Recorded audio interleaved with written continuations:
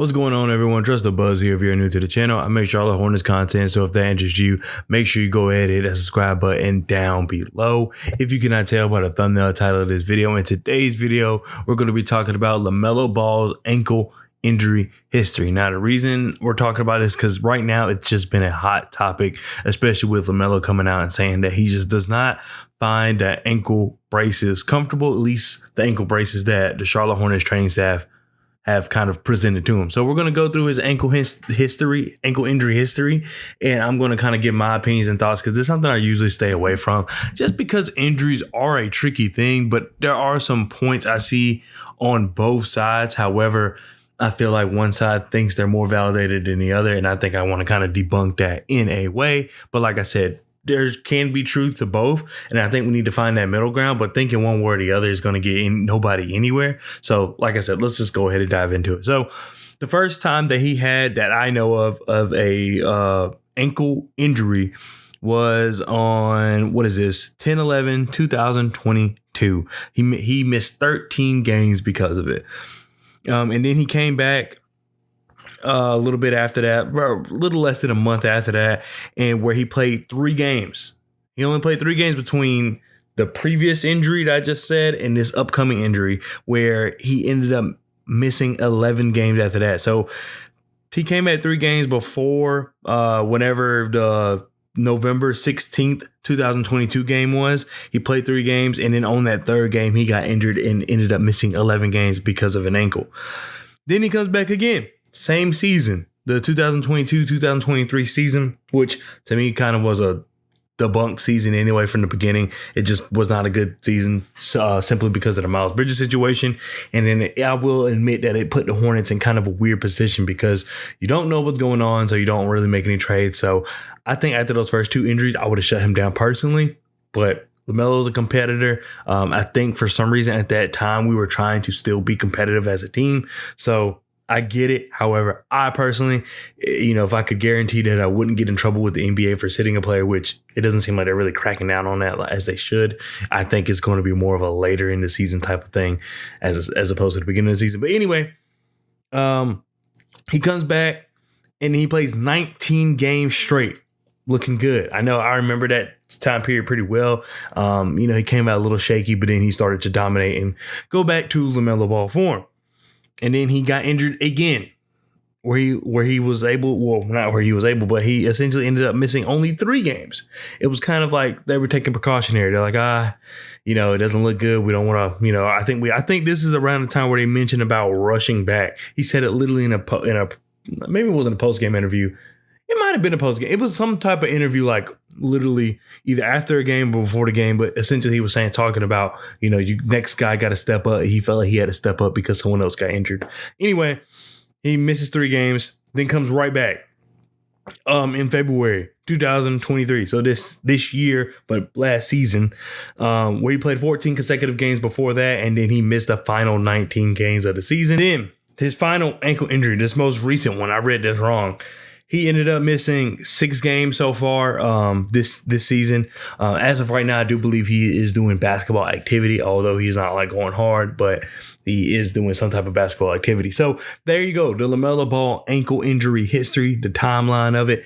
Like I said, I think that after the first 2 times, I would have shut him down. I would have just completely shut him down, but he played a few games after that. I wish he played 19. He played a good amount of games, played around 30 games on a bum ankle, but I just would have shut him down. That season was for a loss. I don't know if the Hornets were scared of the sanctions that could be placed upon them because of the NBA, because they were talking about, not tanking, or if the Hornets were literally delusional and thought maybe there was some way they could make the playoffs and wanted to go ahead and try to compete there. But either way, it just does not look good. So out of the last 102 games, LaMelo Ball has missed 52 of them, so he's only played 50. And you have to look at that in different ways. You can't just look at it simply as in, wow, this guy missed 52 games. Because yes, he did. The technical math of it is that LaMelo Ball has missed 52 of the last 102 games. One part you have to think about is that I guarantee you they sat him a little more than even though they didn't sit him the season like I would personally want them to, they sat him a little extra in a few cases because of the fact that hey, this is our star player. Right now, we are not really playing for anything. Let's give him extra days rest, even though it did seem like I said, that they rushed him back at times. And I really think they were scared of the NBA. They were scared of not being able to get a high pick or getting in trouble for getting a high pick by just blatantly tanking. So they tried to go around that by playing LaMelo, even though, like I said, I would have sat him. But I don't know what they know. So I'll give them the benefit of the doubt. But you do have to look at it that way, as in he's not going to come back. There's times where I'm pretty sure he could have came back earlier than expected, but the reason he didn't come back was because the team wasn't doing anything. So all of last season is kind of in a vacuum, essentially because the team was not doing anything, and that's where a lot of his injuries came from. Like that's where we saw him get injured over and over again, hurting that ankle. So yes, it looks bad. And I'm not coping for LaMelo. I'm not defending LaMelo. I'm just trying to talk as much facts as I can. You do have to look at it in a vacuum and say, okay, well, this team really wasn't going anywhere. There was no reason for LaMelo Ball to be playing, essentially. There was absolutely no reason, because the team was doomed from the get-go, and your star player is constantly hurting his ankle. I mean, yes, he got hurt in the first place. So if you can blame him on that, whatever. But the team, like I said, was just not in a rush to play him. There was just no need. So then you go into this season where it has been mentioned time and time again about his ankle and is he going to wear the braces. And some people are saying, well, LaMelo, look at your injury history as we just went through. You have been constantly injured. It's constantly been your ankles. What are you going to do about it? If you want to be Steph Curry, that's the example everybody uses, you need to wear the braces. There's videos of Steve Kerr saying, you have to learn to play with the pain. There's just certain things that doesn't make sense with that, as in what worked for Steph, fine. I mean, look how the Warriors ended up. Great for them. Steph's one of my favorite players. Not knocking Steph. If that worked for him, fine. Steve Kerr, if that works for him and him and Steph relationship, then fine. Like, we don't know the dynamic between them two. I don't know Steph as a person. I don't even know LaMelo as a person. So you do have to take into consideration the different personalities of the people involved. But then we have LaMelo, who is saying, hey, whatever, I don't know what they gave him. I don't know if it was a standard ankle brace or what, but whatever they gave him, it is uncomfortable for him to play in. The whole point of this is for him to play basketball. So, yes, I do agree that LaMelo Ball needs some type of protection on his ankle. I'm not a fan of the tape. I don't think you can be a LaMelo Ball lover, stan, and think he can do no wrong, but I think we can all agree that the tape is just not the way to go. However, I am not of the business of forcing LaMelo to wear a brace that completely changes his game that he's not comfortable with playing in, because the whole point for him is to play. If he's uncomfortable the entire time he's playing, then what use are you really getting out of him? And yes, he can learn to adjust. But I think we all know that in an ankle, maybe we never been through that. I know I haven't been through an ankle injury like that. But there's other things in life that I guarantee you that we can look at and say, no, from the bat, no matter what someone says, you try something. No, this isn't for me. I can't do it. That's probably what it's like for LaMelo Ball and this ankle brace. Now, once again, I'm completely on the side of he should have some type of protection, but I am not trying to force the ankle brace. I think the training staff should continue to work with him, continue to do research and find out what worked for different players, and present LaMelo, because he said he's open to that, present LaMelo with different types of protection and see if that can help him out.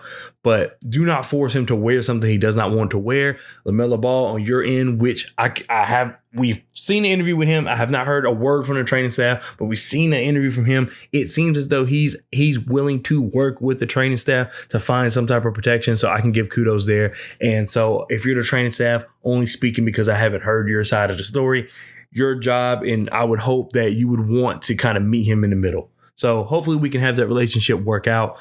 I've seen people kind of say, I know they said it's like on Locked On Hornets, and I'm not very into talking bad about other podcasts or anything like that. I'm just going to say what was said. But I saw on Locked On Hornets, one of the hosts was talking about how, if you're the training staff, you should link the information out. LaMelo Ball doesn't want to wear an ankle brace. Same way how apparently the Pelicans have said that hey, we've tried to work with Zion. It is what it is. He just doesn't listen.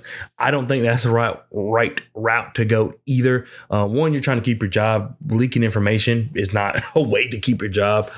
Two, it just doesn't look good. Other players are going to see that. Other teams are going to see that. Just leaking information does not look good, especially when, even if they were to leak that information, let's look at the other injuries. We have Cody Martin. We have Frank Ntilikina. We have Gordon Hayward for the past couple of years. We've had Terry Rozier dealing with some stuff. Mark Williams and his back. We have, there's a lot of injuries that we go through, even dating back to last year. And of course, some injuries with LaMelo Ball. It just seems like our training staff has always not been the best. So I'm not saying I'm believing LaMelo over the training staff. Have not heard a word from the training staff, so I don't know. But what I am saying is that it's not like our training staff is seen as one of the best training staffs in the league. Like how the Phoenix Suns, I don't know if they still have the best training staff, but for a long time, it was very well perceived around the league that the Phoenix Suns had an outstanding training staff. Don't know if that's the case anymore, but I'm just saying we've never even been close to those conversations. So who are you as far as being a training staff to be like, I'm going to leak this information about LaMelo to keep my job? I'm not a fan of that either. So the best thing is for them to work together. Like I said, from the interview we heard, it sounds like LaMelo Ball is willing to do, I wouldn't say whatever it takes, but willing to do a lot to meet the training staff in the middle as far as finding something that can fit his game. If you're the training staff, your job is to kind of meet the player in the middle, but also, if there's something that you just really are strong, like you feel strongly towards, then maybe push him to do that. But like any person, no matter what the topic is, he's going to need facts. Do not come up to him and just say, hey, this worked for, I don't know anyone else with a significant ankle injury, but this work. Let's just use Steph again for an example. Hey, this worked for Steph. Do this. No, that's not. Let's see. Okay, how long did it take Steph to, kind of get to this point? Did he have to do additional workouts to kind of get used to it? Okay, if it didn't work for him, okay, what about this one for Tracy McGrady or Grant? You know what I'm saying? Let's just look at facts and understand what are the different tools or whatever is at our disposal in order to kind of get you to where you can still play effective basketball, but you do have to have that protection. Because like I said, I do agree that the tape is just not enough, but I'm not on the side of just forcing him to do something he doesn't want to do either, especially when it does seem as though it does want to work with the training staff to find something in the middle. So let's see. I would actually like to hear from the training staff. I think the last medical report they gave on LaMelo was pretty good compared to what they've done in years past, where they just give us a really crappy kind of review of what their injury is or anything like that, or their status. Their injury status is a better way to put it. So I think last time they gave a pretty good in-depth analysis on his injury and where we are going forward. So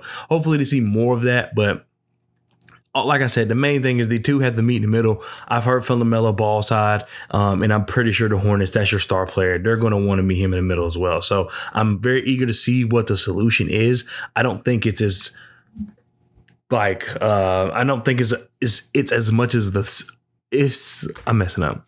I don't think it's much of a dispute as most people think between LaMelo and training staff. I just think that right now they're in the stages of trying to find out what works best. So therefore, it just seems like this situation is bigger than what it is. But I don't think it's that big of a deal. Anyway, let me know what you think down in the comment section below.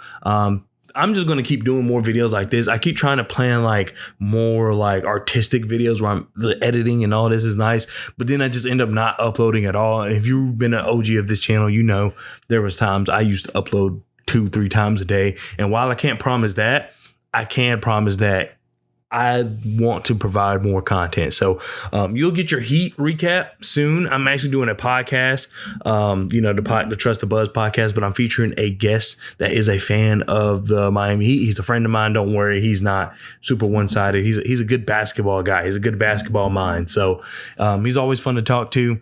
So I think that'll just be cool because we played the Heat back to back, and he's kind of trying to get into this space as well. So I thought, hey, why not? Hopefully y'all enjoy that when that comes out. It should be, we're probably going to record it Wednesday after the game, so it should come out sometime Thursday. So like I said, look out for that. And yeah, I just want to make more content. So sorry if you like the editing videos. Maybe more of those will come out like during like all-star breaks, and maybe I should have took advantage of the in-season tournament as well as, off-season, that we'll see those more like deep dive breakdowns. But I just want to give y'all videos because I know we like to have a discussion here, and I can't be doing that if I'm not uploading. So I just want to upload more. But anyway, once again, thank you so much for watching. I'll see you guys next time. Peace.